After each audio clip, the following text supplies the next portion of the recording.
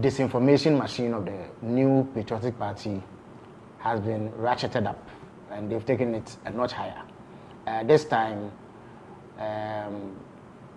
Reverend Intim Fodjo, who also doubles as the Member of Parliament for the good people of Asin South, has made very wild claims to the effect that 2 aircrafts which passed through Ghana for various reasons were carrying drugs, and that was the reason why they were here. He also alleged that they were involved in money laundering, and therefore he was calling for investigations.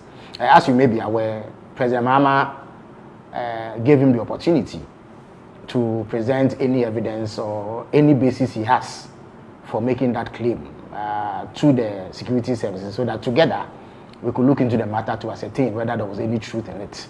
I can report to you that because he knew he was peddling total falsehoods and lies, he now claims, after being invited to assist with investigations, that he was speaking on behalf of the committee that he was part of, and that the views he expressed were not his personal views. So because of that, he says he's unable to cooperate with the security agencies.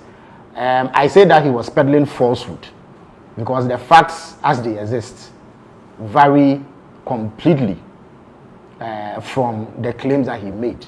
When he made that claim, he was only seeking to peddle falsehood in a bid to undermine the confidence that the people of Ghana have in this government. The truth is that 2 aircrafts with completely different purposes arrived in Ghana, and their arrival was perfectly legitimate, and they were here for very genuine reasons. The first one is an Antonov flight 12BK with registration number CVK 7037.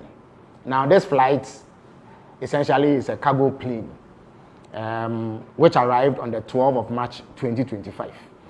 Now no plane arrives in Ghana without a landing permit. So this plane secured a landing permit with number GAF/TMAO/25/7863. Now the purpose for arriving in Ghana was what we call a technical stop. Essentially, this is a cargo flight that was destined for the European Union market. And European Union regulations dictate that some specific regulatory requirements be met before any plane of that sort can enter the EU. Now, this plane originated from Luanda in Angola. It was loaded with oil drill equipment and lubricant oil, which were contained in jerrycans. It was headed for the EU market. Now, Luanda does not have the certification to carry out the sort of requirements that this plane had to meet before entering the EU market. Now, the specific requirement is a scanning and screening RA3 procedure, which is a requirement to enter the European Union. Luanda doesn't have it. The Swiss cargo facility at the Kotoka International Airport has that certification, and they can do that kind of scanning. Whilst here, it developed an engine blade fault. Its engine blade was damaged, and then it was also detected that there was severe oil leakage, which required immediate attention.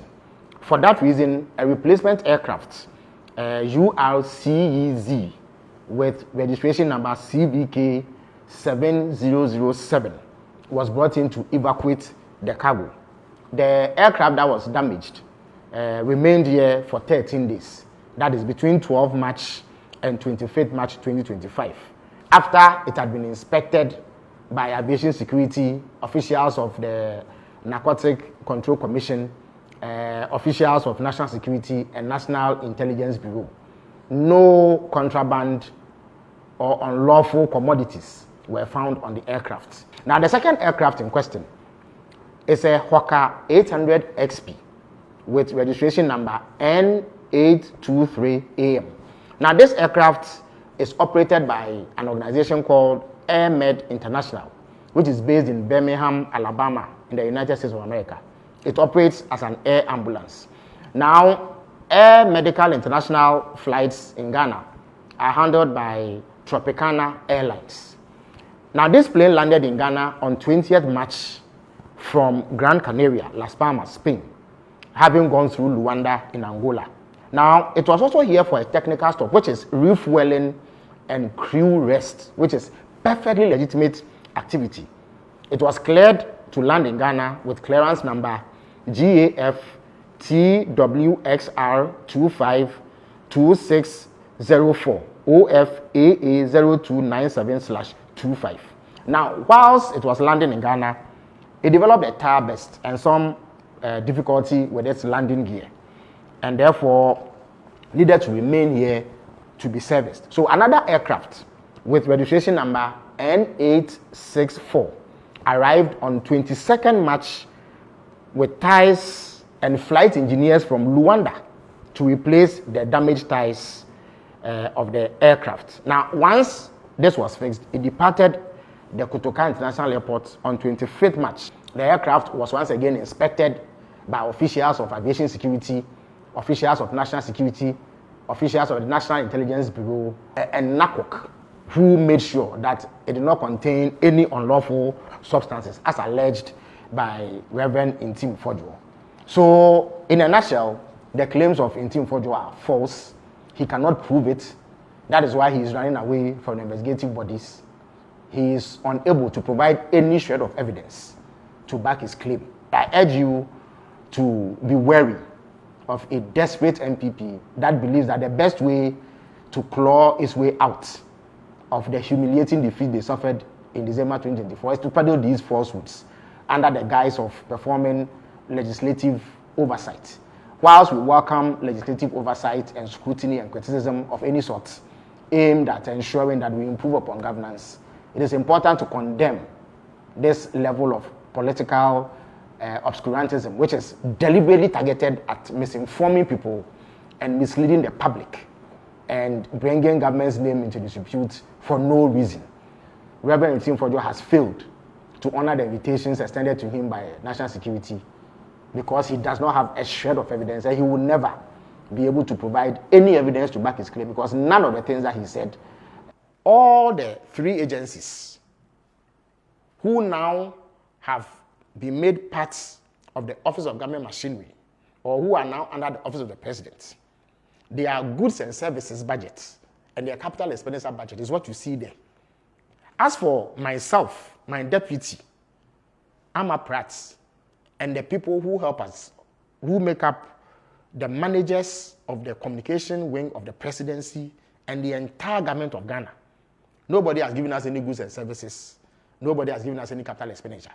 This is my office. I don't need any capital expenditure again for this my office.